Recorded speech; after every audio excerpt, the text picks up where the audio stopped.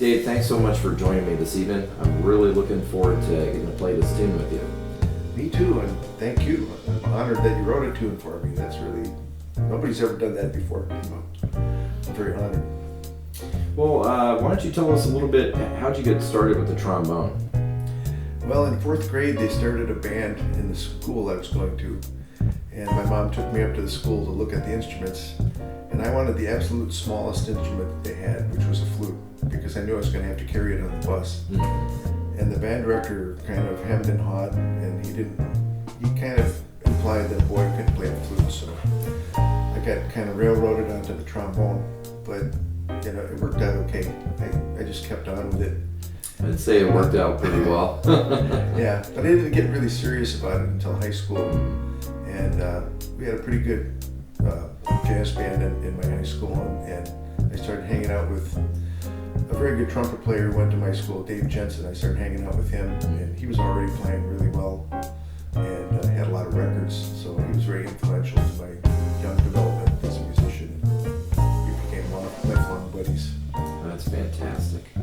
Well, the title of the tune, A Gentleman and a Scholar, I wrote that, Dave, for you because I think out of everybody in town, you must just know the most tunes. Unbelievable ears. I remember warming up with you like before Salsa del Sol, and I come ready with a TV show theme song, like the theme song of Star Trek or something. I know where this is going. And then you'd say, it's not quite right. And then you'd come with you'd have the whole extended thing, how's that bass line go? And just some extra little orchestral parts in there. You just know the tune backwards and forwards. Well, you should have called it A Gentleman and a Know-It-All. But I appreciate the fun. That's nice. I know a gentleman and a scholar is a phrase that people use. We'll go with that. Okay.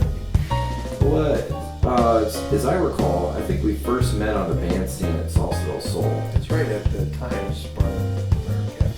That's right. And the band was working there every Thursday night, and you popped in. I think you had just moved to town and were studying at the U of M, and showed up as a sub and just fit right in right away. And of course, you already had a lot of playing experience by the time you got to Minnesota, so you didn't need any training. You were just wow. ready. Well, no, but seriously, you had a lot of experience under your belt already, and it was very easy for you to fit in, and your sound was great. And pretty soon you started writing charts for the band, and so you became quickly indispensable. Well, that was definitely some good times. Now, Dave, we got to play in a bunch of different settings together.